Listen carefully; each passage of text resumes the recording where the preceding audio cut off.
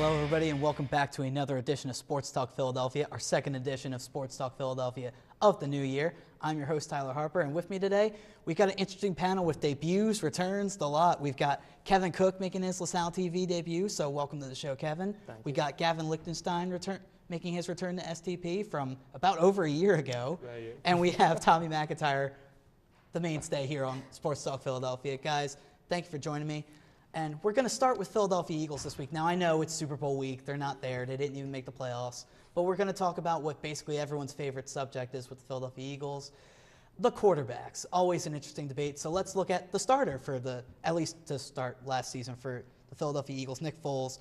8.14 passer rating, 2,163 passing yards, 13 touchdown passes, 10 interceptions, and 4 fumbles. Now, guys, none of us were expecting 27-2 from the year before. We knew those were just astronomical, just out of the blue, him filling in for Mike Vick. But be honest, I mean, before he got hurt, it was kind of a letdown. So take us through Nick Foles' season and how he left a lot of expectations out there. Yeah, I'd have to say that he really did not live up to the expectations that we had for him after the year before. And that I feel that we were kind of cheated to see how he turned out after getting injured halfway through the season, and even the rumors of how injured he was before the season. I think that that really clouds our judgment on where Nick Foles stands as a quarterback. Yeah, I think the organization's in a very tender spot right now. With Chip Kelly, he has to be careful what he does. He can't do any moves that is really going to jeopardize the future, because the hot seat turns on completely if they repeat this season next year. And then the serious questions start to be asked. So yeah, going forward, Nick Foles is going to have to perform, and we also have to take care of him better.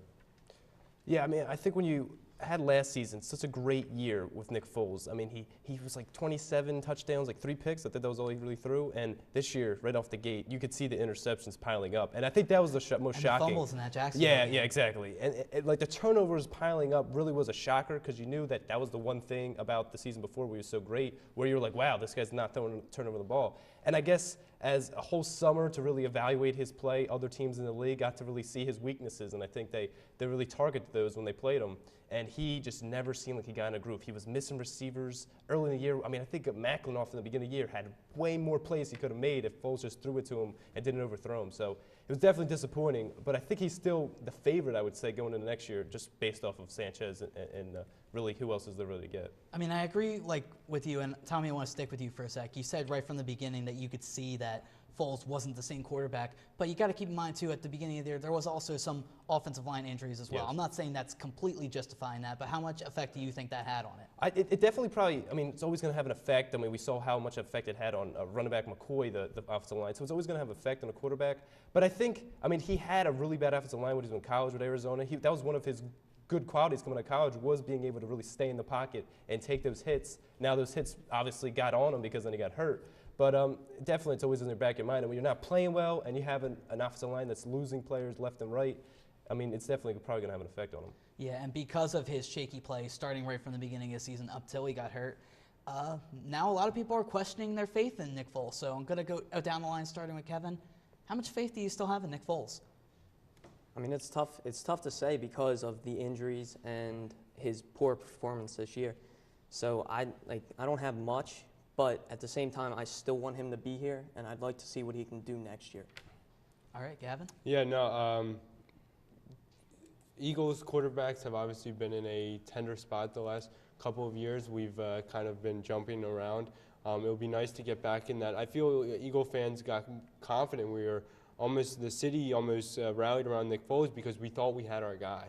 And I still think we do have our guy that can take us to the promised land.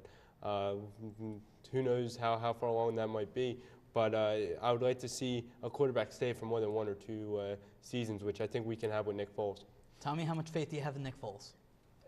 It's definitely dropped off a lot. I mean, obviously, him getting hurt is not a good sign. That's definitely a concern. And then his play. I mean, who is Nick Foles now? We don't really know right now because we haven't. It's been. I mean, that was his first day in the season, the 2013-14 season, and now we don't really know in this season. So it's going to be interesting. And I think what Gavin was saying about really having a player that a quarterback that's going to be around for more than 1 or 2 years, we got spoiled with Donovan McNabb. I mean, this city has a lot of bad things to say, but the fact of the matter is that he was a consistent, he got hurt, but he was a consistent guy that we knew that he would take us to championships, and we had him, and now we really don't have that. Yeah, you're right. And now we look at, obviously now Chip Kelly's in charge, so we don't know what he's going to do. Of course, the rumors all swirl around one man, the quarterback from Oregon, Marcus Mariota. I'll be very interested to see if Chip Kelly actually does the deal and makes this move.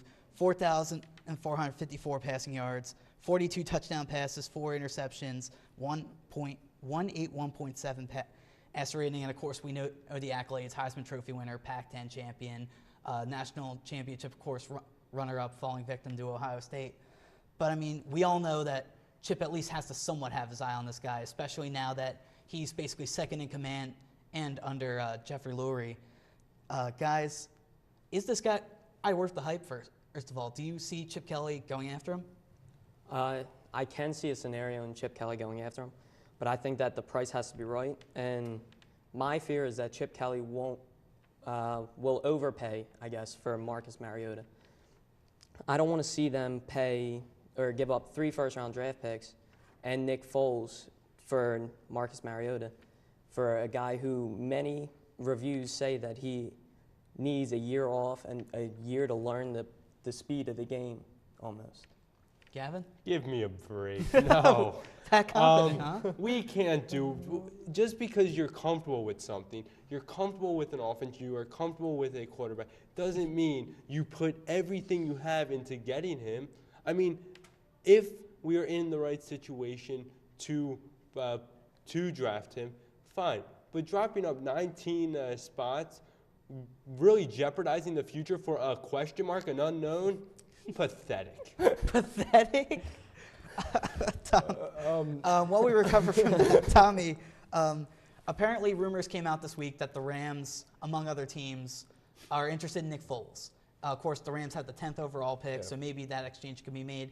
Could the Eagles be trying to make a double switch to maybe get the 10th pick and then use that to entice the Buccaneers? Do you think that's what's in the cards here? I mean, I don't really know. I'm like, going back to Marcus Mariota, I am not a Marcus Mariota fan in terms of the NFL. He was a great college quarterback. I mean, he was in that system in Oregon. We were just talking about it before, the Pac-10. I mean, this is a system that I think is great for college. But when you get to the NFL, I don't see that collide. We've seen over the past years with these quarterbacks, the RG3s. Even if they're great, they may get hurt. And like these running quarterbacks, the only guy is in the Super Bowl, Russell Wilson, and he's a runner by like if he isn't throwing. If he's not, he's a pack quarterback that can actually throw. He's pretty fast for a run if necessary. Yeah, he is. If he has to run, but he's like an Aaron Rodgers in that he can run, but he doesn't have to. He can throw from the pocket and he can go on the run, and he's really good on the run. But I'm just not that type of fan. And then in terms of the Rams situation, I mean, if that's what I wouldn't be surprised, like Kevin was saying about would Chip Kelly go after him? Yes. I think, I mean, he knows this kid. This is Oregon ties, obviously, so I wouldn't be surprised. But I don't know. I think it's a lot of rumors right now. Yeah, and of course, let's keep in mind, too, we still have a few months before the draft, so we'll keep you updated on everything draft-wise if we hear about rumors and trades. But right now, we move on to the Wells Fargo Center, to the Philadelphia 76ers. Let's take a look at how those 76ers are doing. So close to double-digit wins, 9-37 on the year. Their scoring leader, Tony Roten, with 16.9 points per game. Nerlens Noel taking the rebound leader spot back with 7.3 rebounds a game. Is this about what we expected of this team? I mean, comparing this year's team to last year's team, I mean, the margin of improvement's only that much. But, I mean, this team, they're at least a fun watch. They hustle around. So what do you think of the Sixers so far, Kevin? I mean, they are fun to watch. They're extremely fun to watch. You got KJ McDaniels, Jeremy Grant. They're high flyers. They can block. Nerlens Noel. But I'd have to say that this is kind of what we expected from them, or maybe even a little bit more than what we expected. We expected them to be the worst team this year, and they really aren't. Minnesota, LA, and then even the Knicks are down. We'll get to the Knicks in a little bit. Down in the bottom of the division, and I really think that the Sixers have been right around where we want them to be at this stage in the development, I guess. Gavin? Yeah, this team is gauged not by what's in the left-hand column. This team is gauged by a win can happen by how many minutes Nerlens Noel gets. A win can be how many points Michael Carter-Williams gets. These are what I consider wins. The final score is irrelevant to me. This team isn't going out to win. This team's growing, and that's what I want to see. The final scores are relevant to Sam Hinkie, too. Yeah, At least I think. isn't that funny? Tommy, I know you're a big Sixers fan. Yes. Take us through the team right I mean, now. the Sixers are like the island of misfit toys almost because they're like you. It's a really good way to describe it. It's like you have all these players that like have been forgotten in the league. I mean, you bring in a guy like Robert Covington, who's been an actual really key part of the Sixers. He can really shoot threes. He's like the one guy they can count on to hit the ball from downtown. And it's like you come to them and they're going to get minutes. You put these guys on any other team. You look at all their starters, they're not even going off the bench in some of these games. I mean, Jeremy Grant, he was hurt for most of the year. Then he's finally get back. He's gotten big. He's a rookie. He's gotten big. He's long. He's developed a shot. I mean, they're developing right now. It's only like, what were we, a year and a half in the developing process in the rebuild? Feels like forever because they've been bad for so long. That's the problem. But it hasn't been that long. I think now it's just a question of Michael Carter-Williams. How good is he going to get? His shot is not improving. Nerlens Noel, he's still raw, very skinny. I don't know if he's ever going to get any bigger than he is, but can he develop a shot? There's a lot of question marks, but the fact of how they're building is trying to develop these things. All right, now quickly, let's take a look at the Atlantic Division standings. Of course, Raptors, Nets, Celtics. You know these teams are going to be up towards the top, but the New York Knicks and the 76ers tied. I mean, I don't know about you guys. I mean, me not being the biggest Sixers fan in the world, but I mean, a team with a star like Melo to have as many wins as the Sixers, who really, let's face it, don't have any like superstars like Carmelo Anthony. How at least exciting is this for Sixers fans to be like, hey, we won't be the worst. We'll probably still be lottery, but at least we could put a team behind us. How good does that feel, Kevin? It feels really good. I mean, to see a team with like the Knicks who have established veterans on their team, Amari Stoudemire, like you said, Melo, like it's for a young team to be able to play as good as the Knicks or as good as the Knicks should be. That's pretty exciting for a fan. Gavin? There is more pressure on the Knicks right now, especially for like Phil Jackson and everything that he's doing. The world is looking at the mecca of the world in New York right now. What the Sixers do, the world's not paying attention to. Yeah, exactly. You know, real quick, Tommy, your thoughts? Well, yeah, like Gavin's saying, New York, New York Knicks have been, the fans of New York Knicks are just like, it's amazing how many fans they do have, and they haven't been great for so long, and the Sixers are just there. I mean, and it's good to see, but definitely it's a lot more time to rebuild, hopefully. Yeah, you mean the New York Knicks fans with bags over their heads at Madison Square Garden right now. All right, but we move on to the team that plays at Citizens Bank Park, the Philadelphia Phillies. Obviously, still in the offseason, spring training just about a month away.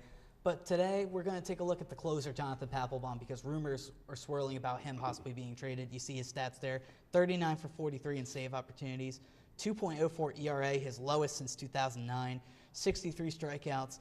And, I mean, we know this is a pretty good year for Jonathan Papelbon, but we also know about the baggage with Jonathan Papelbon. We know about that. And a lot of people are saying that because of issues like that and because of his contract and his attitude, if he gets traded, it might be just a clear salary. If that's the case, should they still just get rid of him, or should they just try to use him up? Yes, you should get rid of him to get rid of that money. You got Ken Giles waiting in the wings, and he is a great pitcher. He's phenomenal. He has a lower ERA last season, although it was in less time, but he still proved that he is and has the ability to be a closer in this league. Gavin? Yeah, not completely. And I also think people also need to relax on Papelbon vesting options.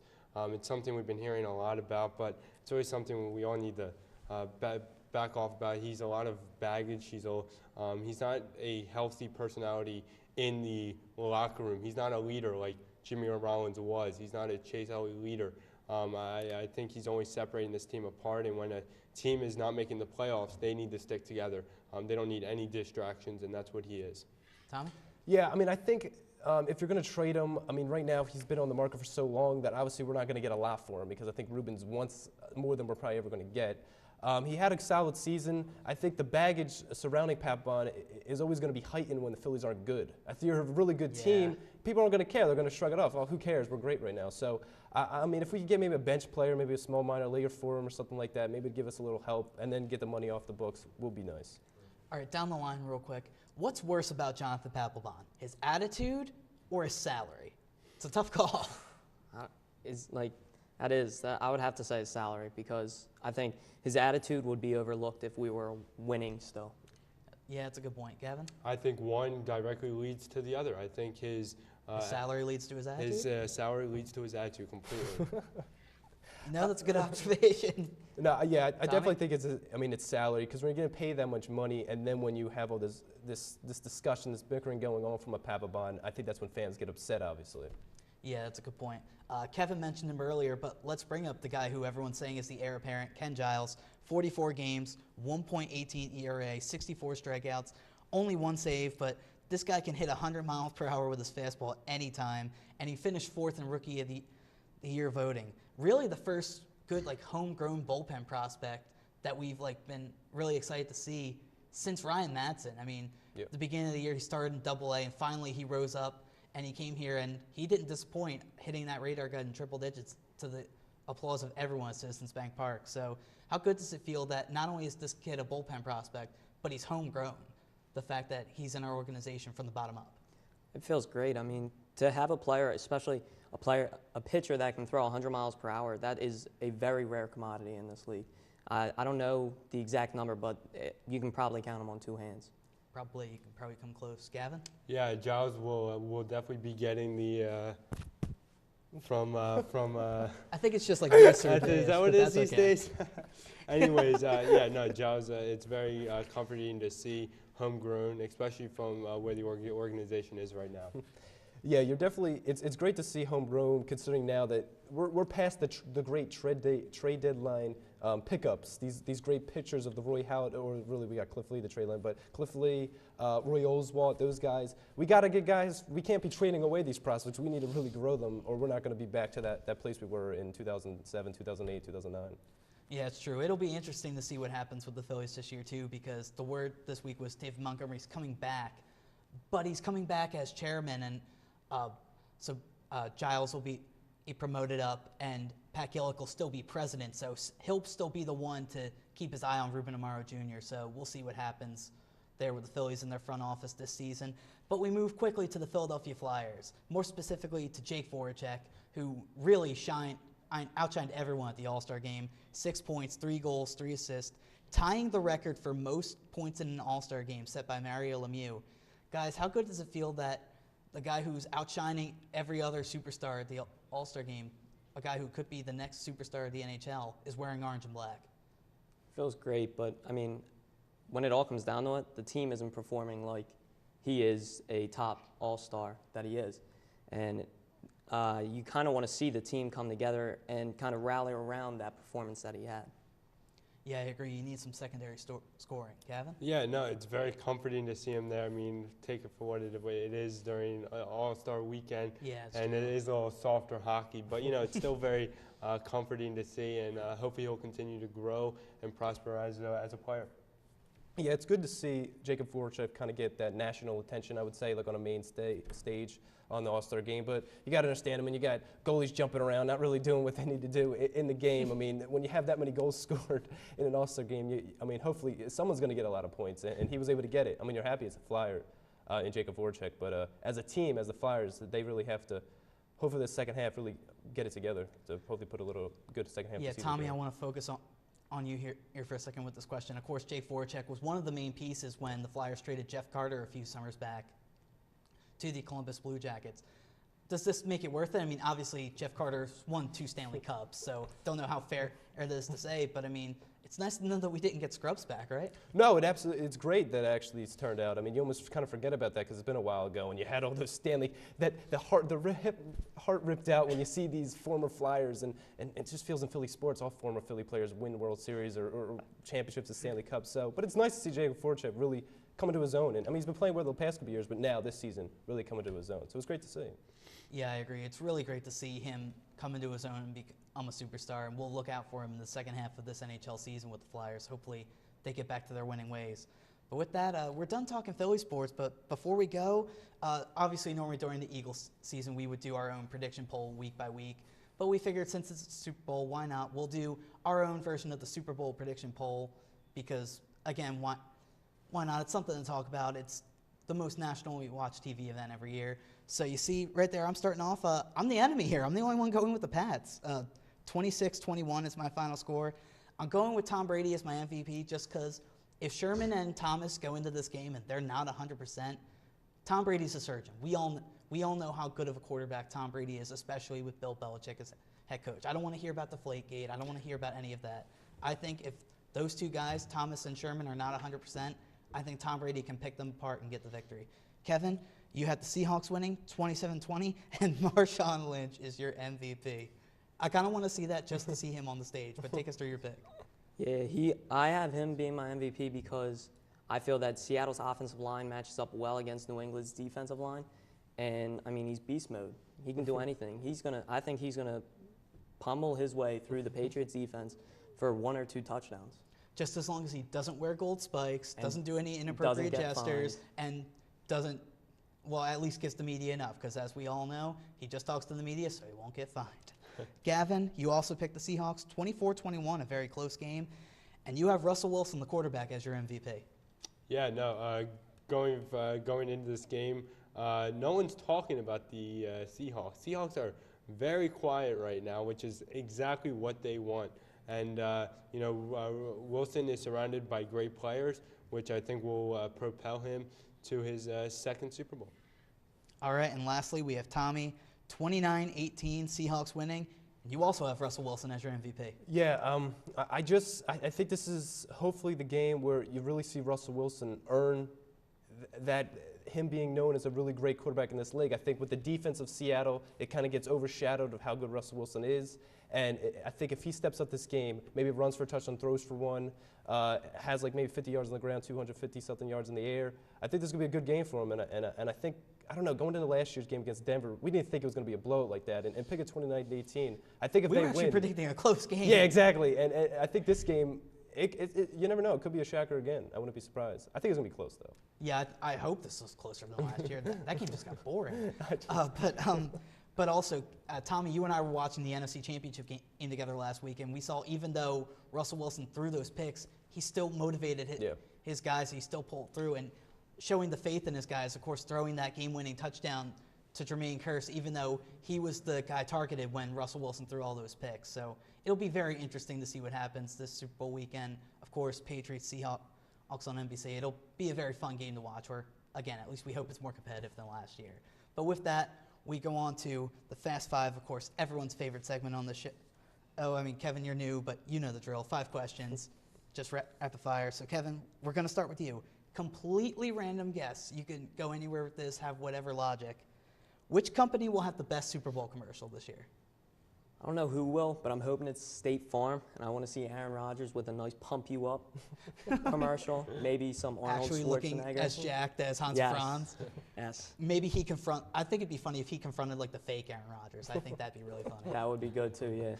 I mean, there's a lot of possibilities. Can't go wrong with the State Farm Some commercial. good, some bad. But I don't know. Tommy, on a scale of 1 to 10, how excited are you for Katy Perry to perform at the Super Bowl halftime show? And be honest. I'm going to put it at like a 5 because I have heard that some guests, maybe Lenny Kravitz, and people are going to come in maybe a little bit. Yeah, her friend Lenny Kravitz. Yeah, as they advertised. Hey, I didn't know they were friends. It's Hollywood, baby. You got I don't know, but that's a really good point. I'll probably watch, and I guess we'll have to see. I'm not that overthrilled that she's doing it, but I'm not going to say that I'm not. I don't know. We'll wait. Yeah, it'll be interesting. I mean, every teenage girl from 12 to probably like 19 is going to be glued to the screen, so it'll be interesting.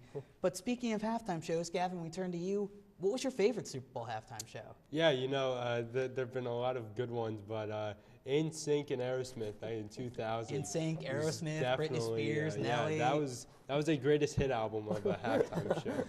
No one cared about the game. I just wanted to hear them. Honestly, I forget who played in that game. All I remember is just how ridiculous that halftime show was. And it was fantastic. Yeah. It was really good. But another one of my favorites, and I think you and I were talking about this earlier, is Bruce Springsteen a few years back. Oh, wonderful, yeah. Playing still such a great show, even though he's getting up there in age, still playing a great set, especially out there on the main stage of the Super Bowl. Kevin, we turn back to you. Who's more likely for the Eagles to be a starter next year? Kerry Williams at cornerback or Nate Allen at safety? I think it's Kerry Williams. Yeah, Nate Allen's a free agent, but I feel that Kerry Williams has he's the talk on the defense. He's Like, he's the chirper on the defense, and I think that that Chip Kelly likes that, and I think that's why he will be there. Yeah, I remember a couple years ago when he first came, all he was talking about was he had to fix his sconces, and that's why he wasn't at OTAs. But I digress. And lastly, Tommy, of course, one of the main players in the Super Bowl is Darrelle Revis for the Patriots. He's a free agent at the end of the year, too. Might be a little pricey, but should the Eagles go after him? I mean, if the price is right, possibly, but I don't see think the price is gonna be right. Yeah, it's not gonna be right. If he's gonna probably get big money, and I just don't think the Eagles really should put all that money out there. They have to go look for it, see if they can find a better option than Bradley Fletcher. And I think Kerry Williams is nice if you put someone better than he is on the other side. So they just have to work around it and see if they can find a cheaper option.